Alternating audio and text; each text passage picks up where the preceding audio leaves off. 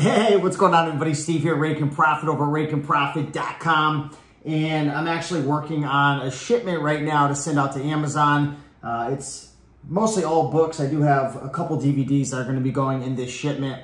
But I wanted to make this video for the brand new Amazon seller. And I want to share with you 5 things to keep in mind if you're just getting started selling on Amazon and specifically getting started selling books on Amazon. So first and foremost, congratulations for taking that leap of faith. You know, if you're an eBay seller or if you're maybe just selling on Facebook Marketplace, it's a little bit scary because, you know, we've all heard the horror stories of people getting kicked off Amazon, restrictions. It's just not the same as eBay, but we've also heard on the other side of the coin how rewarding it could be taking advantage of Amazon's ecosystem, their large customer base, and of course, being able to leverage the Amazon fulfillment centers, which allows you to ship everything in one box, which I'm doing right now, to the fulfillment centers, and then they pick it, pack it, ship it, store it, deal with customer service, and you get paid. So Amazon's great. I love Amazon, but there's some stuff to know and there's some challenges that you're gonna go through as a new seller. So let's cover these 5 things right now. And before we get started, if you enjoy these videos, be sure to do me a big favor and smash that like button down below. It helps to get these videos out and it helps to, you know, contribute to the growth of this channel. So let's get right into it. So the first thing you're gonna have to keep in mind when you're selling on Amazon FBA, and Amazon's changing all the time, especially since all the craziness which has been going on over the last year and a half. You know, Amazon's experienced 10 years of growth in about a year. So they've had to make a bunch of changes to be able to, you know, deal with the demand and, you know, just the changing landscape. So they've had to make a lot of changes, in particular to, you know, things related to their storage system over at their FBA warehouses. And one thing that they've implemented, which is unfortunate for us sellers, is inventory stock limits. So what this means is take a look at your stock, take a look at your inventory. You know, inventory and stock, it's the same thing. That's what they mean by this. They're putting a limit on how much you can actually send to the FBA warehouses. And I've seen as of late, most new sellers are getting 1,000 inventory stock limit, which means you can send in 1,000 items. Now, this is all going to be dependent upon your IPI score, which essentially is going to allow you to increase, or sometimes it'll even decrease the amount of inventory that you're allowed to send in. In turn, what this means is they're looking at your inventory performance. I believe it's IPI stands for Inventory Performance Index. Correct me if I'm wrong. That's what I thought it meant. But if you have a lot of stale inventory that's sitting in the warehouse, I mean, if you're going after books that are 3, 4, 5 million rank, those are long tail. Yeah, there could be, you know, a reward at the end of that tunnel, you know, pay a quarter, sell for 100. You know, I talk about how long tail items are great to put in your inventory. Well, now things are changing and your IPI score goes up and down based upon how your inventory is performing. So if you have a lot of inventory that's sitting forever, it's stale, it's long tail, even though that used to work really well, the warehouses are just, they're jam-packed right now with all the changes with, you know, e-commerce and people shopping online since, you know, the last year or so.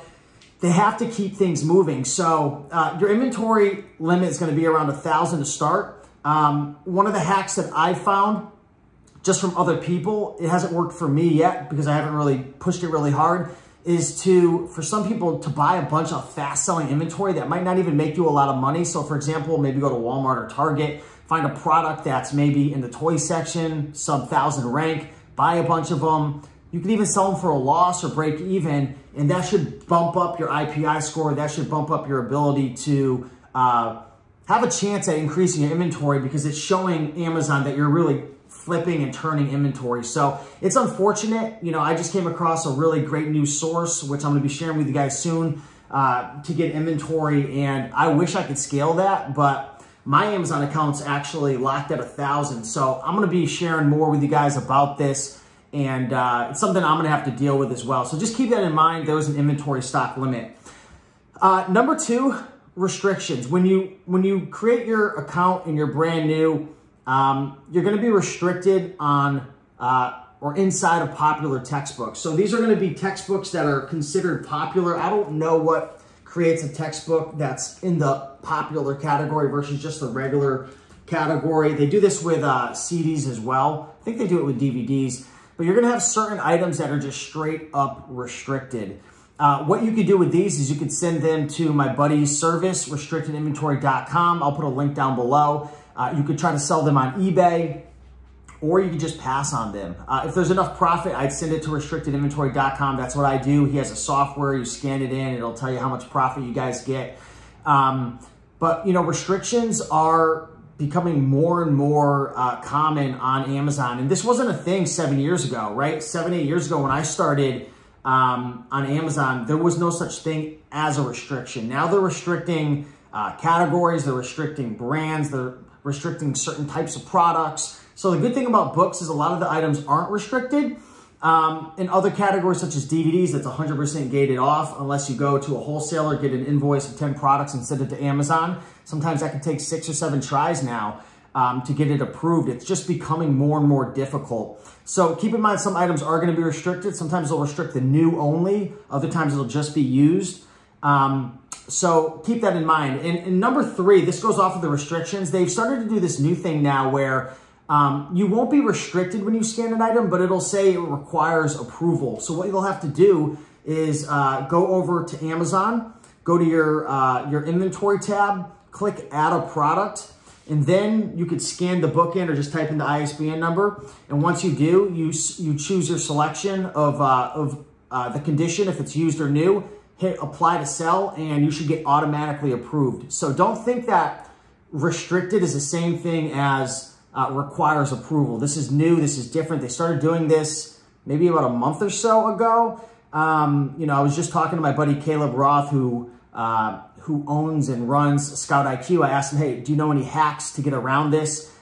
He doesn't right now. So if I find anything, I'll let you know. Maybe there'll be a software or something, but typically you're going to get auto approved with these items. So just keep that in mind. Another thing to keep in mind when you're new is there's 2 different accounts when you're selling on Amazon through the Fulfillment by Amazon program.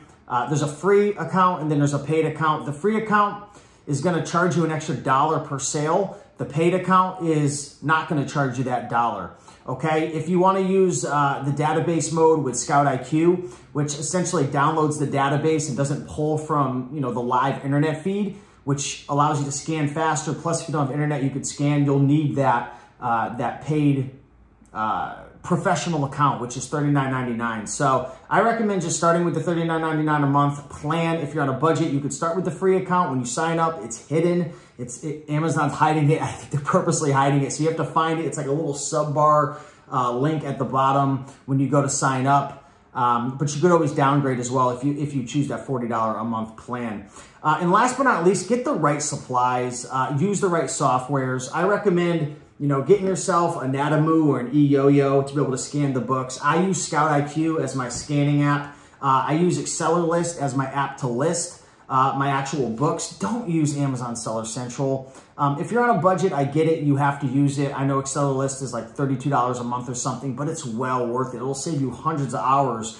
And when it comes to running a book business, you know, it comes down to 3 things. It's sourcing, it's listing, and it's shipping. And then there's repricing at the end. So it's a very simple business model. You want to spend your time sourcing profitable books and minimize as much time possible, you know, listing and shipping by having the right, you know, the right printers when you're shipping, having the right software when you're listing, like AccelerList, and then, you know, having a repricer, you know, at the back end. I use Reprice It. So just want to give some basic tips right now.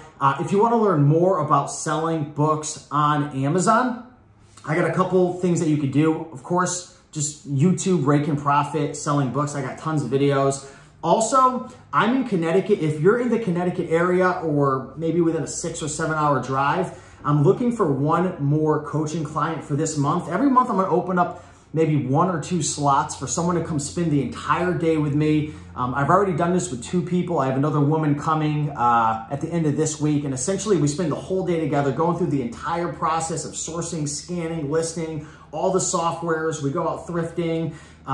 We analyze books. We do a whole shipment together. I mean, we go through the whole process step by step. And then also that includes some coaching beforehand, coaching after. I believe it's 4 sessions in total. You get access to the Book Business Blueprint program. Now this is paid, but I can tell you right now, this is a very reasonable offer. So if you're interested in that, I'll put a link to that down below. I'm calling this kind of like a beta coaching program for now, because right now I'm really just trying to find some people, get them some results, show them how to do it. And you're gonna be meeting Paul. He was actually my first coaching client. I recorded the whole thing, so that's gonna be coming out very, very soon. Video 1, it's a 6-part series. And he just sent in his first shipment after about a week. Actually, he sent in 3 shipments and he made his first 2 sales yesterday when I talked to him. My buddy Michael, who came over, they're actually both from New York. He's getting ready for his first shipment to go out this week as well. He's got a ton of books that he sourced from a storage unit, so that's exciting. So if you want to apply for that, I'll put a link to that down below. Also, we've got a free training that my buddy Avery and I put on. It's 5 secrets to making $5,000 a month selling books on Amazon. It's a webinar, it's a training. I'll put the link to that down below. But otherwise, stay on the lookout for more videos. Again, Paul and I, we have our free series that is coming out. He was one of my coaching clients, and we recorded the whole thing. He was cool enough to let us do that. So we're gonna actually walk through that whole process, which is gonna be so educational. I'm excited. So with that being said, appreciate you all. Much love, and see you in the next video. Bye.